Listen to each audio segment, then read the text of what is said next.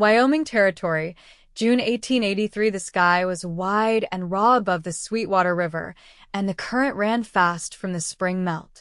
Della Kersey had turned away for just a second, 1 second, to wring out her laundry on the flat rock while her 6-year-old son, Tobias, played by the riverbank.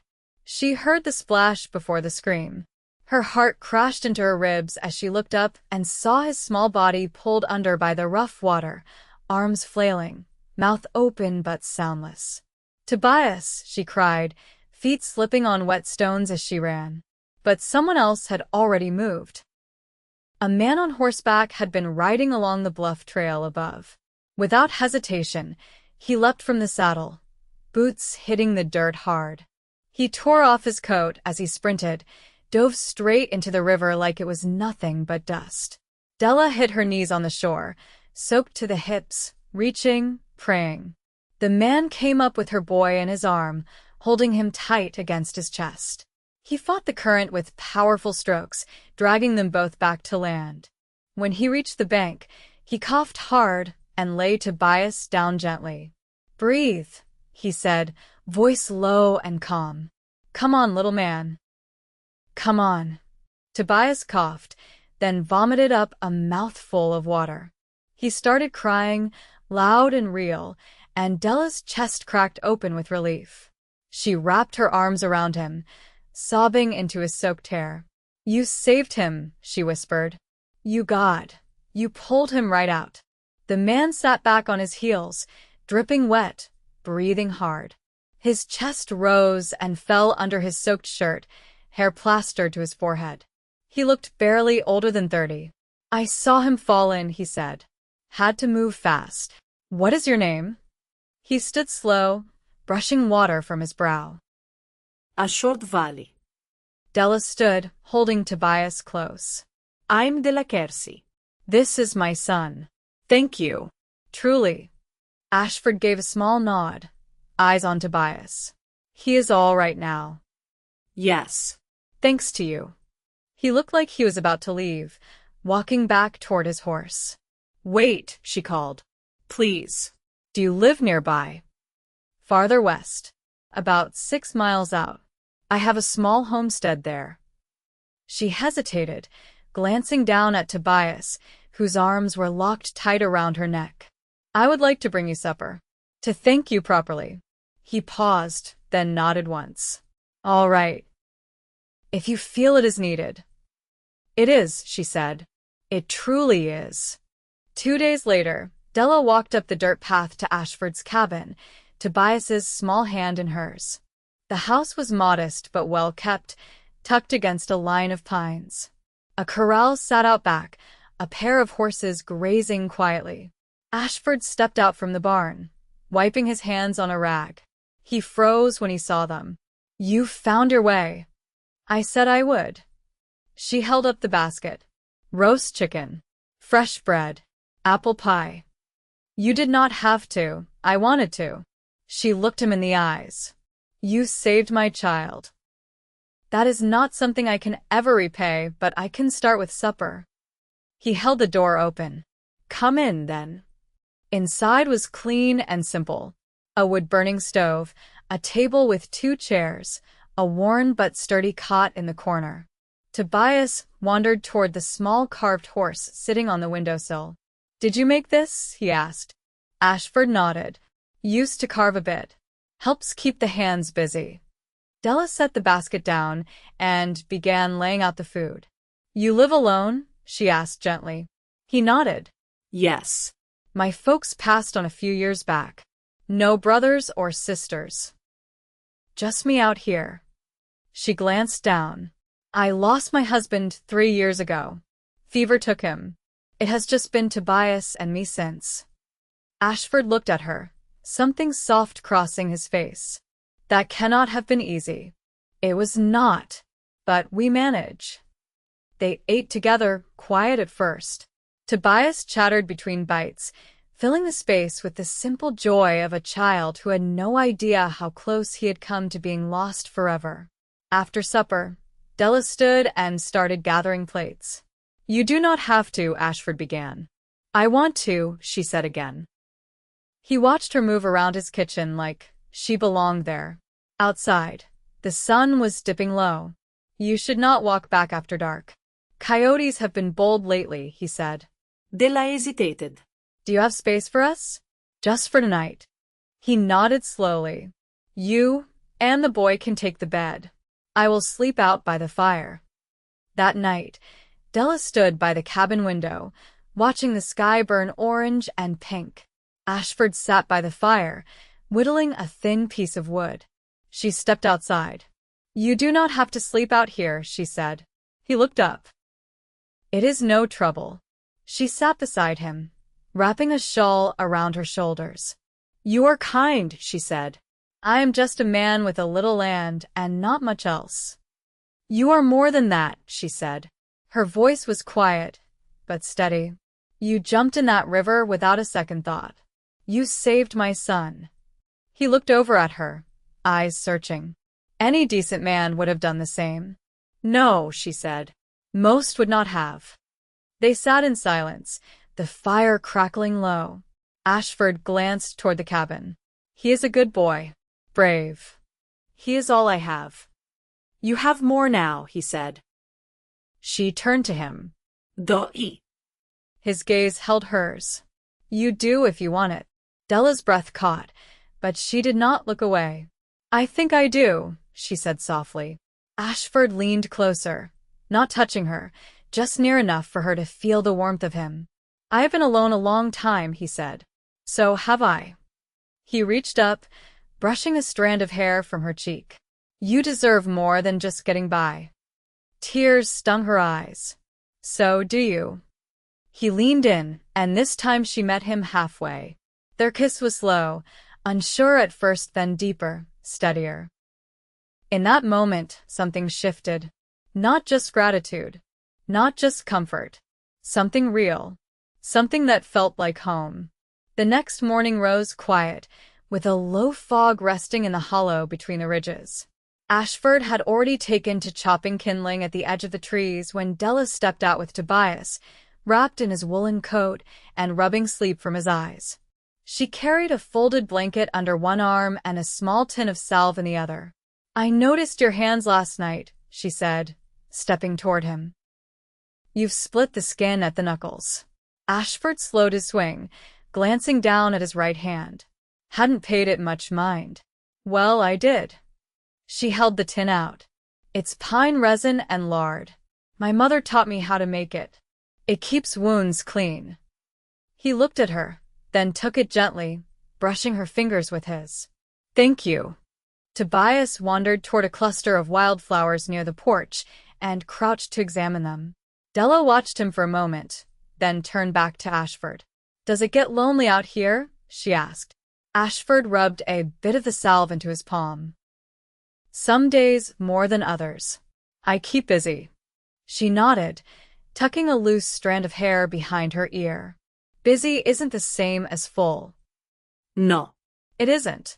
They stood in the hush of morning, the only sound the soft thudding of axe to wood. Was this your father's land? She asked. Grandfather's originally. He settled it after the war. There's a family plot behind the pines. Does it feel like home? He met her eyes. It did. Then it didn't. I suppose now. I don't know yet. Della looked out toward the hills, the way the morning sun started to burn through the fog. I'm tired of drifting. I don't want to keep packing up every few months when the work dries up or the neighbors grow sour. Ashford wiped his hands on his trousers. You ever think about claiming land of your own? I did. But no one wanted to sell to a woman with a child. Not unless I had a man beside me, and I wasn't willing to marry a stranger just to get a roof. He nodded slowly. That makes sense. Tobias ran toward them, holding out a feather. It's from a hawk. Ashford crouched beside him. You've got a good eye. Most folks wouldn't know the difference. Tobias grinned, then looked up at his mother. Can we stay here again tonight? Della hesitated, caught between what she knew was proper and what felt right for the first time in years. If Mr. Vale says it's all right, she said carefully. Ashford rose, looking between them. You'd be welcome.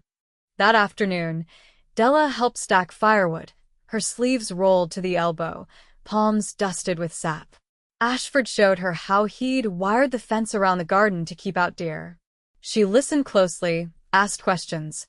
When he handed her a coil of wire, their fingers brushed again, and this time neither of them pulled away. Later, she brushed out Tobias's hair on the porch and sang a quiet tune under her breath, something soft and low from her girlhood in Missouri. Ashford sat nearby, sharpening a scythe, but his gaze drifted often toward her. As dusk came on, the three of them shared a stew she had made from dried beans and salted pork she'd brought along. Tobias fell asleep with his head in her lap, curled like a cat against the warmth. Ashford poured 2 tin cups of water and handed one to her. "I've never seen him so settled," he said quietly. "He hasn't had much chance to be," she replied. "Not since his father passed." Ashford didn't speak right away. Then, "I didn't know mine long. He died working a cattle drive near Cheyenne. Ma raised me best she could. She'd be proud of the man you turned out to be." He looked at her then, not with pity or longing, but with something steadier recognition, maybe. "It's strange," he said, "how someone can come along, and it's like the quiet inside you finally has somewhere to go."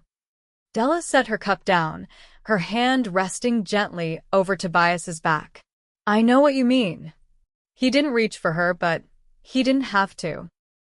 The space between them had already closed.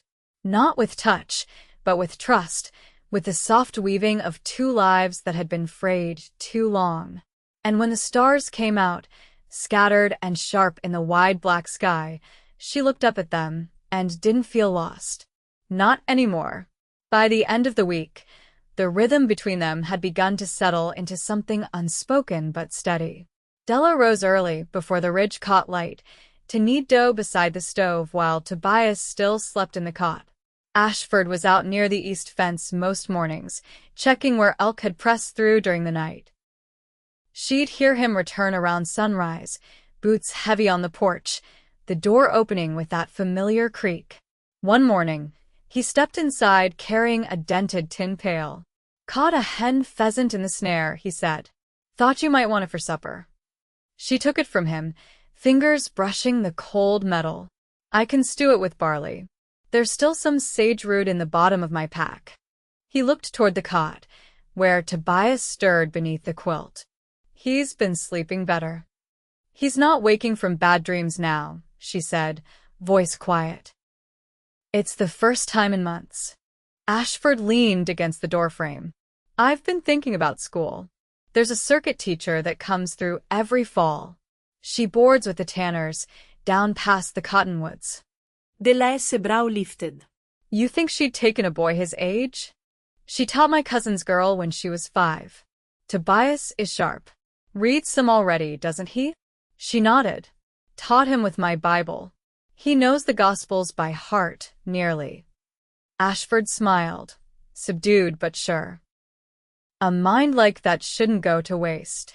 She looked at him across the small room, her hands still around the pail. "It's strange," she said. "A week ago, I wouldn't have dared to think that far ahead." "You can now," he said. "If you want to." That afternoon, while Tobias helped gather stones to ring the new garden patch, Della carried the pheasant out back and began plucking it beneath the cottonwood tree. The breeze was light, but steady enough to carry the feathers downwind. Ashford joined her with a small knife and sat beside, offering to dress it clean. She watched him work, hands practiced, movements quiet. "Did you ever think of leaving Wyoming?" "Once," he said, "after my mother passed. Thought I might try Oregon. But I rode west a ways and found something in the hills that felt like home. So I stayed." "Hard to know what home is sometimes," she said. "I thought it was where I buried my husband. Then again when I crossed into Nebraska. But none of it held." He looked up. "And now?" "I don't know yet. But I don't feel like I'm running anymore." Ashford nodded, then wiped his blade on a cloth and stood. "I want to show you something." She followed him past the barn and down through a narrow trail that dipped into a hollow. The trees here were older, taller, their trunks silvered with age. At the bottom of the slope, a small creek wound through the brush, its water slow and clear. On the far side, a narrow wooden cross stood beside a low pile of stones. "My mother's resting place," he said. "I come here when the weight gets heavy." Della stepped forward, hands clasped. She didn't speak, just stood beside him, letting the hush of the place speak for them both. "I think she'd have liked you," Ashford said after a while. "You've got that same backbone she did." Della looked at him, the words catching her off guard. "I don't feel very strong most days." "You don't have to feel it to be it." They stood there until the sun dipped lower, brushing the tops of the trees with gold. When they walked back, he reached for her hand. She let him take it. That evening, after Tobias was asleep, Della sat at the table repairing a tear in her blouse. Ashford poured water from the kettle and set a tin cup beside her. "I was thinking," he said, sitting across from her, "about building on a second room. Just off the back. Could be for Tobias." She paused in her stitching. "That's a lot of work." "It's worth it." She looked at him for a long moment. "You're sure about this?" "I don't do things halfway," he said. "If you stay, I want it to be because you know there's a place for you here. Not just for now, for good." Della set the needle down and folded the fabric. "You're offering more than just walls, Ashford." "I know." She leaned forward, resting her hand over his. "Then I accept. Not out of need. Out of choice." His thumb brushed over her knuckles, slow and steady. "You'll have your own garden. Room enough for hens, if you want them." She laughed softly. "And my own chair by the stove." "You'll have whatever you want, Della." She looked toward the small bed where Tobias slept, then back at him. "I want this." He stood and held his hand out. She took it, rising from the chair with a quiet breath. They didn't speak again that night, not with words. But when he wrapped her in his arms and held her as if the world had finally gone still, she knew she'd found what she hadn't dared to hope for. Not a rescue, not a repayment. A place for all of them to begin again. Mid-July brought a stretch of dry heat that settled low on the land, curling the edges of leaves and drawing snakes from their holes. By then, the second room was nearly framed. The boards came from 2 old cottonwoods Ashford had felled the previous winter, and though the wood was knotty and stubborn, it held a steady grain. Della hauled crossbeams alongside him, her palms blistered but her step sure, and when they took turns with the handsaw, she didn't flinch from the strain. One afternoon, after Tobias had fallen asleep beneath the shade of the wagon with a slate and chalk still in his lap, Ashford wiped his brow and sat on the porch steps. Della joined him, pulling the pins from her hair and letting the weight of it down. "You never asked me what I did before," she said. He leaned back on his elbows, watching the horizon. "Didn't figure it mattered. It does, in a way. I worked in a dry goods store in Moberly. Before I married. Kept the account books, stocked bolts of muslin, that sort of thing." "You liked it?" "I liked being useful. Didn't care much for the owner. He'd call me girl no matter how many times I corrected him." Ashford picked up a piece of cedar scrap and turned it in his hands. "I worked a cattle line once. Kansas Trail. Thought I'd end up rangering, but I couldn't stand how the lie of a badge sat on me." "What do you mean?" He paused, choosing his words. "It's one thing to keep order. It's another to carry a gun for men who decide what justice looks like depending on who's in front of them.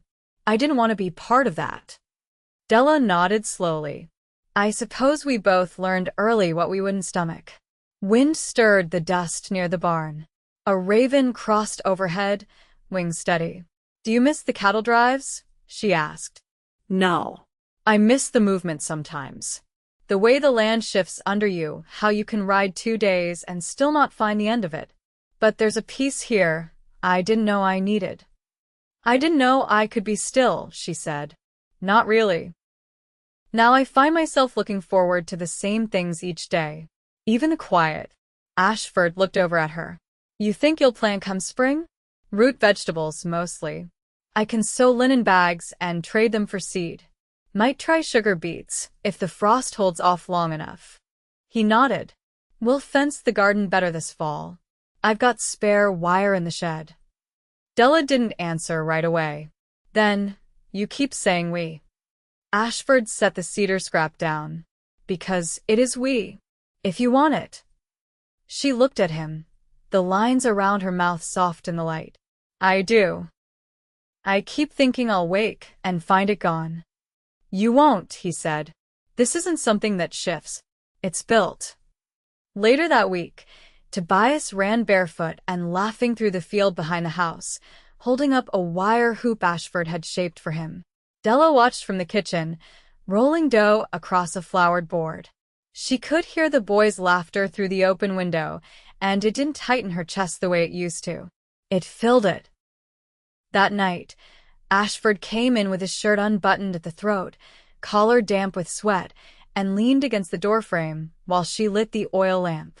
I was thinking, he said, after the room's done, I could draw up a deed transfer. There's no law says a man can't share his land if he chooses. Della set the match aside. You mean to give me a piece of it? I mean to give you your name beside mine. Proper. If you take it. She turned to face him, her hands still dusted with flour. You're asking me to marry you. I am. You're sure? I've never been clearer. She crossed the room slowly, stopping before him.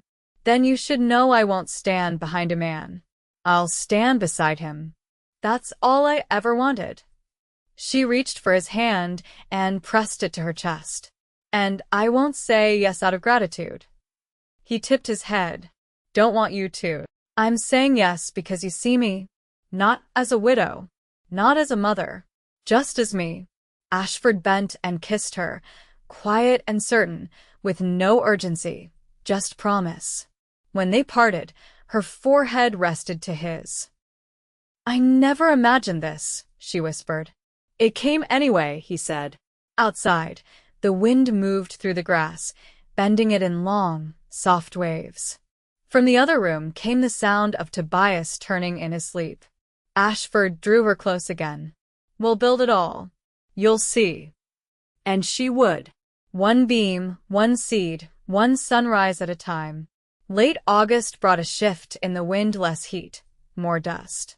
The land was parched beneath the sun, but the sky held a different kind of weight, the kind that promised a storm not far off.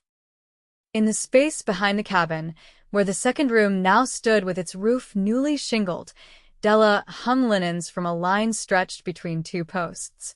She moved with quiet purpose, sleeves rolled, her apron hem catching at the dry grass. Ashford stepped out from the barn, rubbing the back of his neck with a cloth.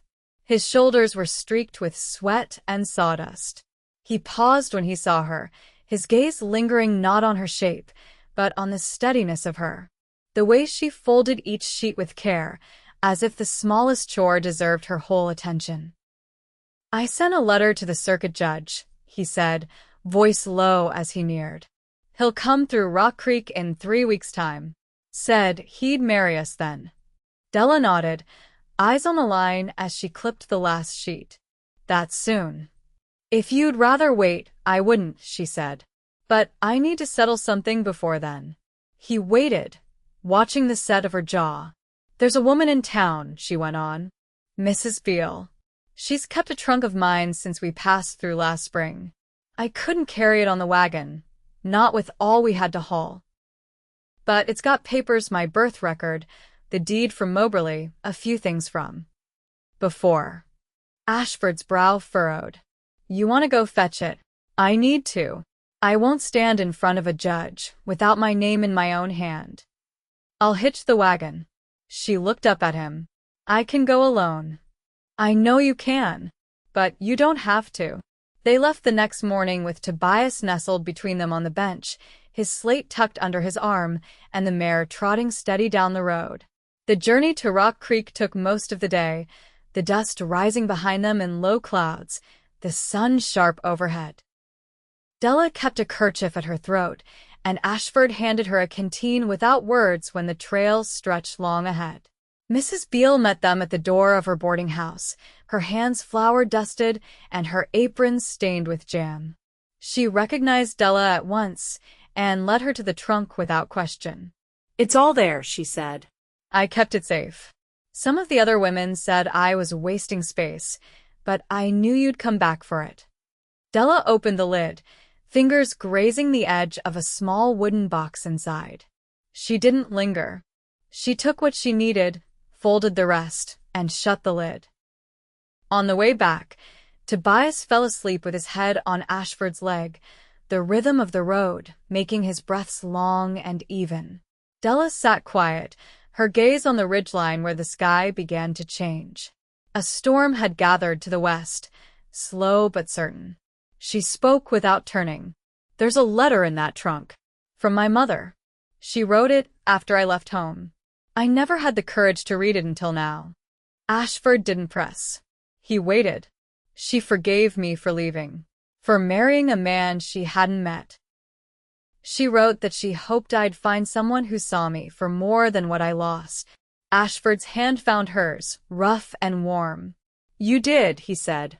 The night before the judge arrived, Ashford shaved with care, using the small mirror nailed to the side of the barn. Della stood behind him, brushing out Tobias's coat with a damp rag. The boy yawned and leaned against her hip. "You're sure you want to wear the blue dress?" Ashford asked without turning. "It's the best I've got. The hem's uneven, but it still fits." "It's more than that," he said. "It's you." They married under the cottonwoods, the judge reading from a small leather-bound book, his voice steady despite the wind that tugged at their sleeves. Tobias stood between them, his hands clasped behind his back like he'd practiced, and when the vows were done, he grinned so wide his cheeks went pink. Afterward, Della and Ashford shared a piece of pie on the porch, while Tobias chased grasshoppers in the field. The sun dipped low, streaking the sky in golds and rust. Ashford set his fork down and looked at her. "You ever think you'd be happy again?" "I stopped thinking about it," she said. "Then one day I woke up and knew I was." They didn't need more words after that. The harvest came late that year, but it was strong. Della's garden took root, and they built a smokehouse behind the barn. Tobias began lessons with a new schoolteacher who arrived in a wagon with 2 dogs and a knack for arithmetic. He took to reading with a hunger that surprised even Della, who found him one morning sounding out verses from the Psalms beneath the kitchen table. By winter, the second room was lined with shelves.